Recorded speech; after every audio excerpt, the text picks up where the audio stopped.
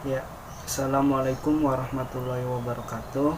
Nama saya Saferobil Alexander dari kelas 10 RPL 2 nomor absen 34. Pada video ini saya akan mempresentasikan mengenai proyek program yang telah saya buat, yaitu proyek program mengenai daftar nama siswa kelas 10 RPL 2. Baik, langsung saja kita ke tampilan programnya. Jadi di sini saya sudah buka DFC nya. Nah, bisa kita lihat di sini saya menggunakan tipe data integer, kemudian ada variabel angka. Nah, di sini program menampilkan daftar nama siswa kelas 10 RPL 2. Jadi di sini saya membuat program di mana menampilkan nama siswa berdasarkan urutan absen. Jadi di sini untuk pilihan pertama akan menampilkan daftar nama siswa absen 1 sampai 18, dan yang pilihan kedua yaitu menampilkan daftar nama siswa absen 19 sampai 36. Jadi di sini hanya ada satu variabel saja, yaitu variabel angka yang saya perlukan. Nah, kemudian di sini ada input di sini untuk proses berikutnya. Jadi setelah diinput akan lanjut ke proses, yaitu proses percabangan atau dissection. Nah, di sini jika penginput atau pengguna memasukkan angka 1, maka yang akan ditampilkan yaitu daftar nama siswa absen 1 sampai dengan 18.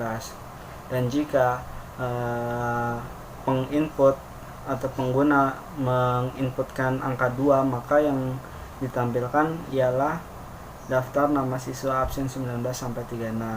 Dan kalau misalkan pengguna menginputkan selain dari angka 1 dan 2, maka akan menampilkan kalimat yaitu masukkan angka yang tersedia di sini. Gitu. Oke, baik, langsung operasikan programnya. Di sini kita compile and run terlebih dahulu.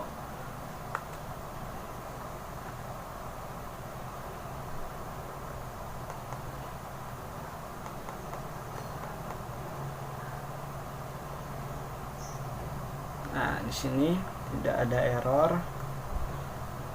Program berjalan dengan baik. Di sini pilihan pertama, pilih angka 1 untuk menampilkan daftar nama siswa absen 1 sampai dengan 18, dan pilih angka 2 untuk menampilkan daftar nama siswa absen 19 sampai 36. Kita coba ketik angka 1 dulu. Nah, di sini terlihat dari absen daftar nama siswa dari absen 1 sampai dengan 18. Nah, kemudian kita coba untuk pilih angka 2. Nah, di sini juga berhasil. Di sini terdapat daftar nama siswa absen 19 sampai 36. Kemudian kita coba apabila kita memasukkan angka selain dari 1 dan 2. Kita masukkan 3 contohnya. Nah, maka yang akan ditampilkan yaitu tulisan masukkan angka yang tersedia. Ya, baik, kita lanjut ke program yang kedua, yaitu di sini ada program saya namakan yaitu kalkulator sederhana. Nah, di sini terdapat tipe data float, kemudian variabel A, kemudian variabel B, dan variabel hasil. Kemudian di sini juga ada tipe data char dengan variabel aritmatika. Nah, coba kita lihat ke bawah sini.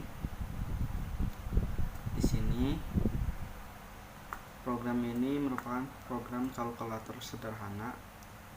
Jadi di mana menambahkan atau mengurangi antara dua bilangan ya. Makanya di sini ada pernyataan statement yaitu masukkan angka pertama.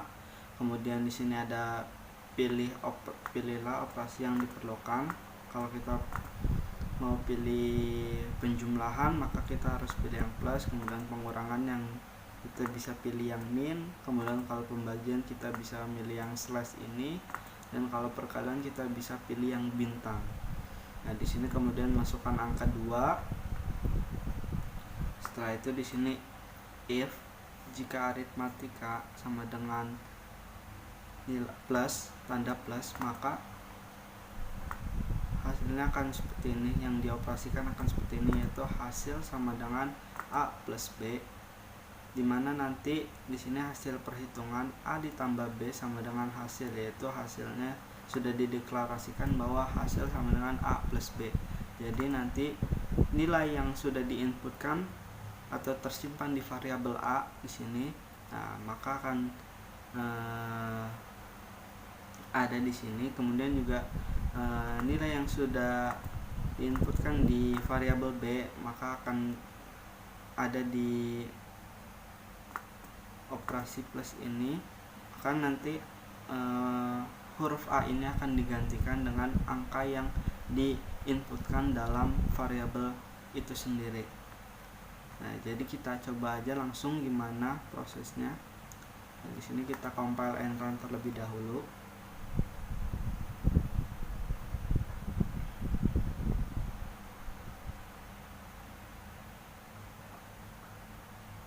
Baik, nah di sini kita akan masukkan coba angka pertamanya yaitu 5.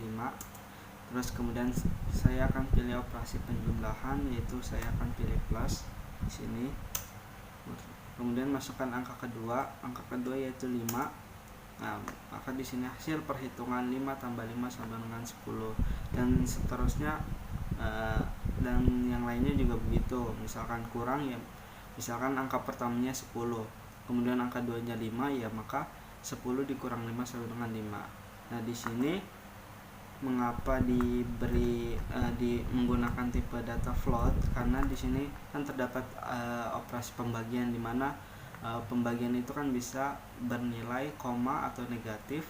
Nah, oleh karena itu saya menggunakan tipe data float supaya nilai yang nilai hasilnya nanti bisa ditampilkan, tidak berupa angka yang aneh gitu. Jadi ada hasilnya bisa ditampilkan di layar kita. Nah, lanjut kita ke program yang ketiga. Ya, di sini saya menamakan program ketiga ini dengan nama kasir sederhana. Nah, di sini bisa kita lihat terdapat tipe data float, di mana memiliki variabel yaitu angka, total harga sama dengan 0, jumlah pembelian, harga, dan uang pemilik. Kemudian di sini juga ada tipe data char atau karakter dengan variabel beli lagi dan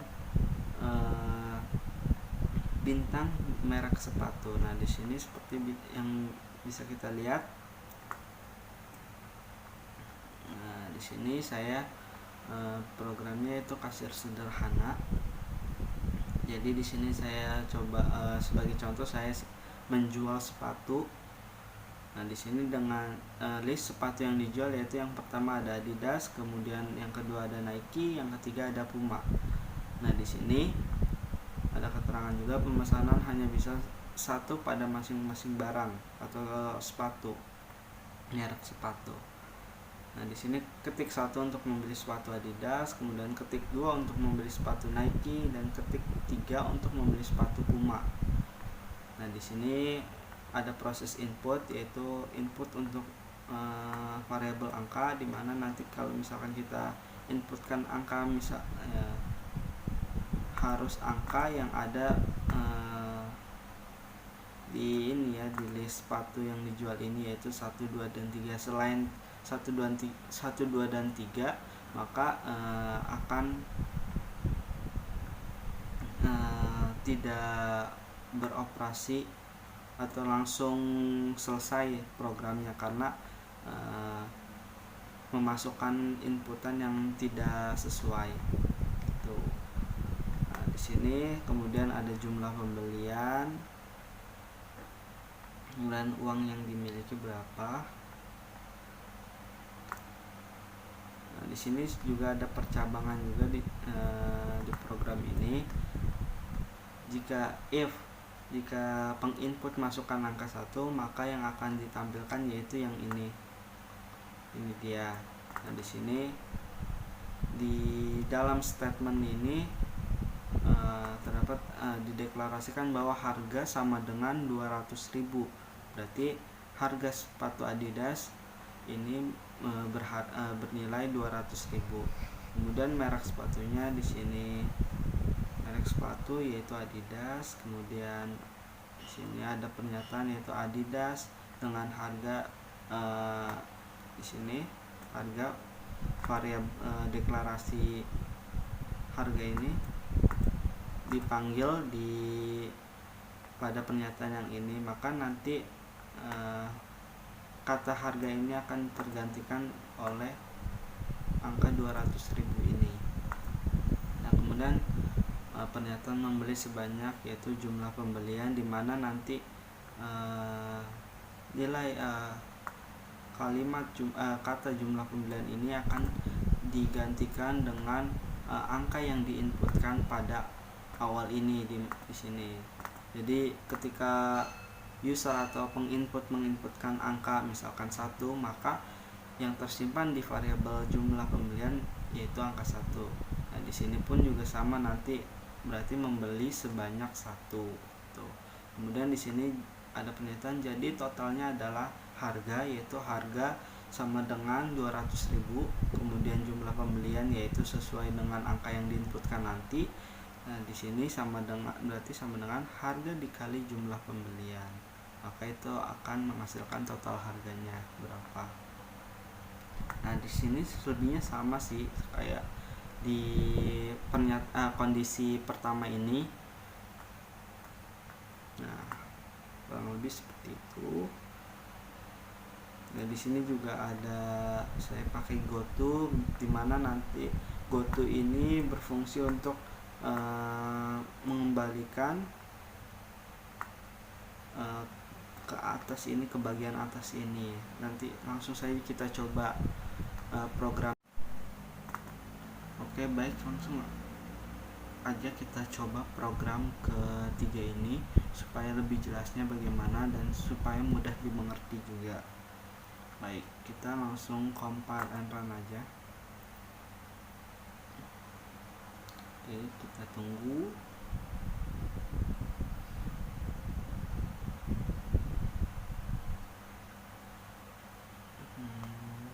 Sedikit lama.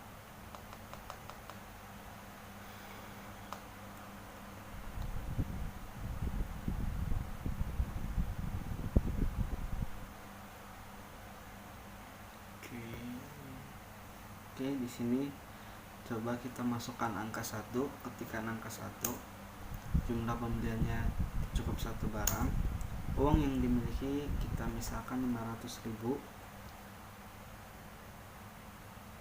Oke, nah Adidas, sepatu Adidas harganya 200.000, kita membeli sebanyak 1, dan jadi totalnya adalah 200.000 dikali 1 sama dengan 200.000. Merek sepatu yang dibeli Adidas, harga sepatu 200.000, total harganya yaitu 200.000.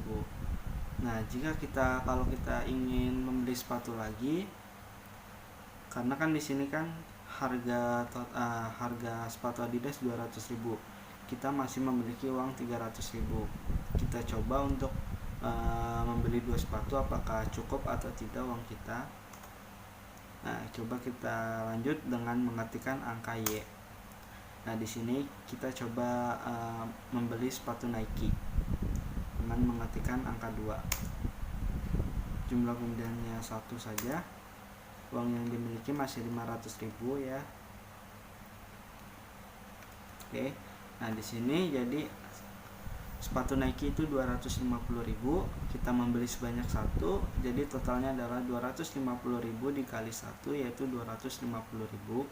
Merek sepatu yang dibeli yaitu Nike, harga sepatunya 250.000, total harganya 450.000. Nah, 450.000 ini didapat dari total harga sepatu sebelumnya, yaitu sepatu Adidas, di mana sepatu Adidas memiliki harga 200.000.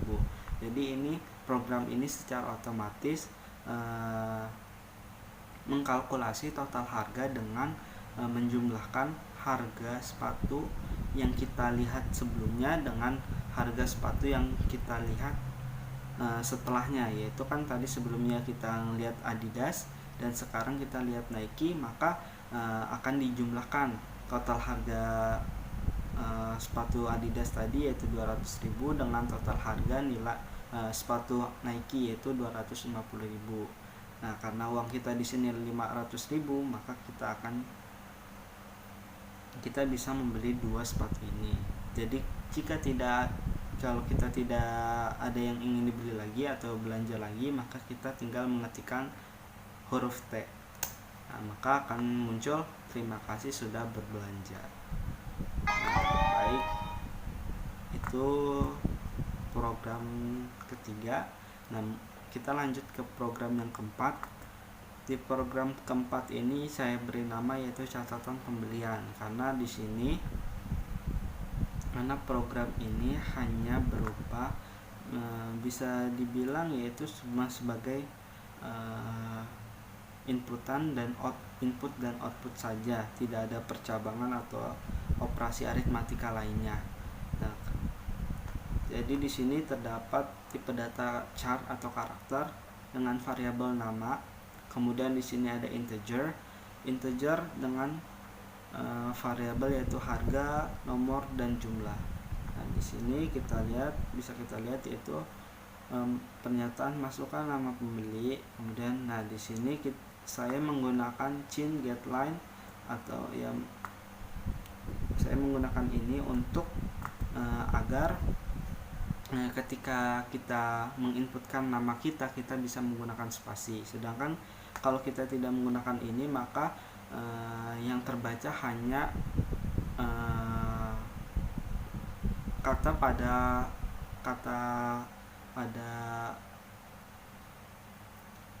yang awal saja. Jadi kalau misalkan kita pada nama kita itu hanya nama depannya saja yang tersimpan, kecuali kalau misalkan kita mengetikkan nama kita dengan tidak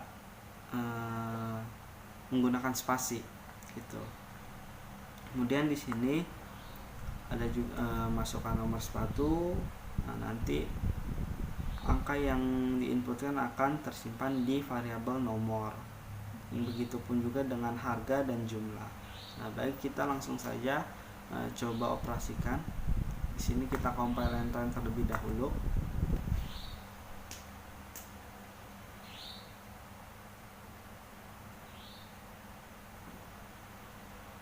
Nah, kita coba masukkan nama pembeli ya. Di sini nama saya kita Robil Alexander. Nomor sepatu kita misalkan 39. Harga sepatunya mungkin 100.000. Oke. Masukkan jumlah beli, kita beli satu saja. Nah, maka di sini ada nota penjualannya yaitu nama pembeli, kode sepatunya, kemudian harganya, jumlah belinya berapa. Nah, karena inilah saya menyebut program ini dengan program catatan pembelian, karena hanya menurut saya berfungsi untuk mencatat saja gitu, mencatat sebuah transaksi, proses transaksi. Oke, lanjut kita ke program yang terakhir yaitu program kelima. Nah, di sini program yang sederhana saja, yaitu program identifikasi predikat berdasarkan nilai. Jadi di sini yaitu ada tipe data integer dengan variabel nilai, dan kemudian di sini ada pernyataan yaitu masukkan nilai, dan nilai yang nanti diinputkan akan tersimpan di variabel nilai ini. Kemudian di sini ada percabangan atau dissection. Nah, di sini jika nilai kita lebih besar dari 75, maka kita akan mendapatkan predikat A. Kemudian misalkan kita lebih besar dari 60, maka kita akan dapat predikat B. Kemudian kalau yang ini lebih besar dari 40, maka dapat predikat C. Lebih besar dari 20, maka dapat predikat D. Kemudian selain itu akan mendapatkan predikat E. Nah, kita langsung aja mengoperasikan programnya supaya lebih jelas dan bisa dipahami. Nah, kita compile and terlebih dahulu.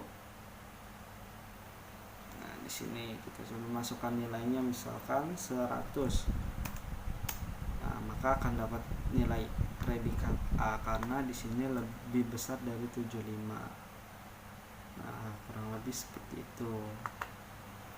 Nah, baik, dengan berakhirnya penjelasan mengenai program kelima ini, maka berakhir pula penjelasan ataupun presentasi saya mengenai project program yang saya buat ini. Mohon maaf atas segala kekurangannya. Terima kasih. Wassalamualaikum warahmatullahi wabarakatuh.